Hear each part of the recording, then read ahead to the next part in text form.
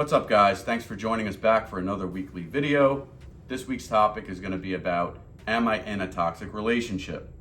Now, me personally, as a business, life, and relationship coach, I get this question asked a lot by clients, especially during COVID when everyone was kind of cooped up together and they weren't sure who they were with, and they really got to know the person and they were questioning everything. It's funny, we actually did a lot of virtual cocktail parties during COVID, which was a lot of fun with clients because we couldn't meet each other. We wanted to go out for drinks. So instead of that, we'd all get on Zoom and we'd all have a cocktail party, which is a lot of fun. You two should do that. They don't already, but I don't know. Maybe it's something about the alcohol policy. But anyway, let's get into it. What is a toxic relationship? So you're already questioning this because you found this video and you're curious enough to click on it. Your intuition's telling you something. So let's find out if your intuition is correct. What is a toxic relationship? It's when two people in a relationship value love over the most important aspects of a relationship and fundamentals of a healthy relationship, which is respect, trust, and affection. So, the biggest thing about a toxic relationship is that people tend to get lost in them. They don't realize they're in a toxic relationship until they get themselves in too deep. It's called the toxic cycle. When you first meet, the chemistry between you is euphoric. It's the best connection you've ever had, the person of your dreams. Oh my God, I can't believe it. The sex is the best you've ever had. But what ends up happening is it doesn't last that way forever. And just remember, it takes two people to form a toxic relationship. One person can be toxic, or two people can be toxic, but one person can also make the second person toxic. It takes two to tango. Both people have options. You don't need to be there. But the toxic cycle starts out very high. And it's great. It's amazing. You have your first fight. It's nothing major. It's okay. You feel a little weird about it. Your intuition's telling you something, but nothing like you just felt. So you go back. But this time when it comes back to the high, it's not as good as it was the first time. But that's normal, right? Because, nothing's ever as good as when it first starts. Then you have your next fight. It comes down even lower. This time it gets a little crazy and curse words are thrown out there. That person was just upset. It's no big deal. You go back up, you make up. Not as good as last time. Now it comes back down, it gets even worse. This trend will continue to dig deeper and deeper and deeper and deeper.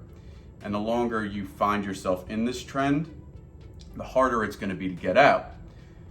So, arguments will get worse. Derogatory terms will be made worse. Hopefully there's no physical abuse, but it's always, I just love you so much, and I just lost myself. I don't know what happened. Okay, that's bullshit. Have a little self-control, okay? That's number one. Number two, I don't know about you, but anybody that's high value would rather be alone than deal with a toxic person. Once you know they're toxic, because toxic people don't think they're toxic. The best are the toxic people that are out there and go, that's so toxic. And it's like, why? Because I have an opinion about something? Who's really toxic there? Makes you question it. Toxic people don't think they're toxic. They think the world's toxic, and a big red flag is those toxic people, the person you decide to date. If they don't have any friends or very few friends, and every relationship they've had, every friendship that, they were popular, but the world screwed up. It's everyone else's fault. Every relationship I've had, it was everyone. I've never done anything wrong by anybody. That's a major red flag because toxic people don't take accountability for anything. And that's where you get into the toxic communication. The arguing gets worse. Starts out great, starts out okay, but then you start getting into curse words, then insults, then worse insults, then maybe they put their hands on you. Gets worse and worse with each argument, and then you make up and it's never as good as the last time. The communication continues to deteriorate. That's when you're in a toxic cycle, a downward cycle that just gets deeper and deeper. Second thing is, if your partner is overly jealous, and it always comes back to, I'm just jealous because I love you so much. Okay, to a point, it's normal to be a little jealous, but as long as it's healthy. It's not healthy to stand over your partner's shoulder every time they pick up their phone to see what they're doing, or demand to look through their phone, or demand to ask who they're talking to. That's over the top jealousy. You're like, well, babe, I just love you so much. Okay, bullshit. You're toxic and you're insecure. And that's not your problem. because you have the option to walk away from that. I'd rather be alone than deal with that kind of shit. It's one thing if someone's curious, like, oh, hey babe, who are you talking to? Just because, you know, couples get slightly jealous. But when it's a constant need to feel like every time you pick your phone up or do something, you have to answer to your significant other as to what you're doing or they're gonna be upset, that's where it becomes toxic. That goes into the next part of overly controlling. If you're in a relationship where you constantly feel like you need to prove where you are or what you're doing, and you're always having anxiety when you pick that phone up and you're out and doing something because they're gonna question it, make you prove it, and make you prove yourself when you're not doing anything wrong. And my favorite is when they get mad when you're not answering your phone and your text messages quick enough. Even if you're doing something, like, I was busy. Like, what's the problem? You know what I'm saying? Like, chill out, I'm at work.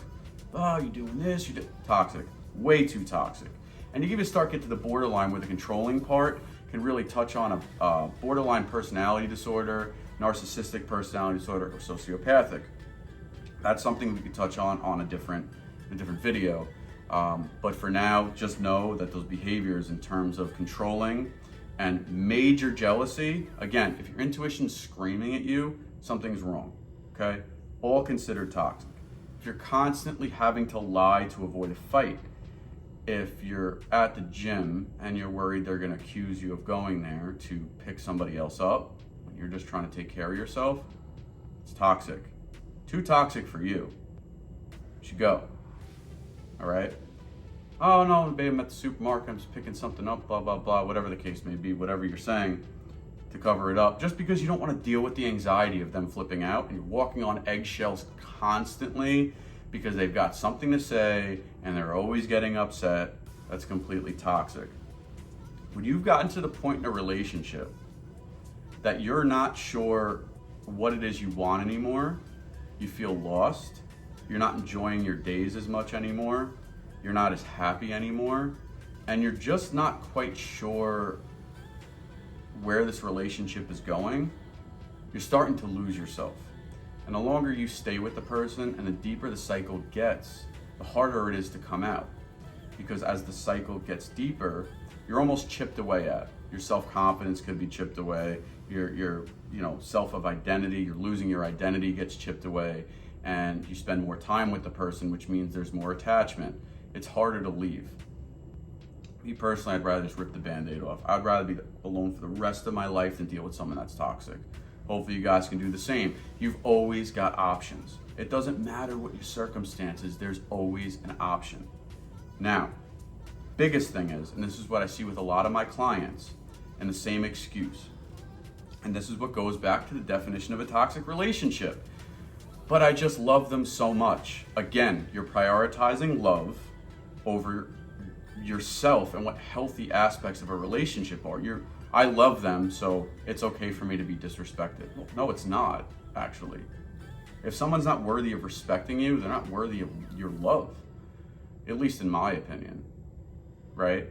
So people get attached to this whole love aspect, and it was so great when we first met, and things are so bad now, but we love each other, we could work through it, we can get back to where we were. I mean, maybe, but I'd say like 99% of toxic relationships, probably not.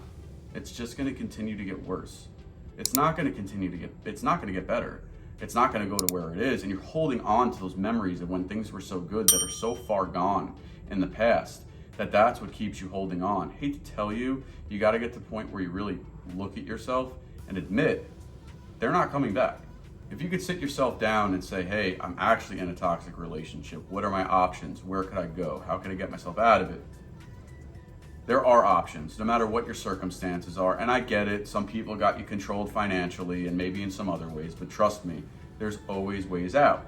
So if you're in a toxic relationship, you really want to reconsider what you're doing and how you're spending your time. And if you're better off just calling it quits and ripping the Band-Aid off. I want to thank you guys for joining me for another weekly video. If you have any questions or want me to elaborate on any of the topics I brought up in this video, drop a comment below. If not, make sure to like and subscribe if you haven't already. Check out the videos on the High Value Motivation channel. Really get your affirmations in the morning, get your mind right, go out there and conquer the day. You You could also check out the coaching series on some other stuff that we've covered up to this point. If not, see you guys next week for another video. Check you later.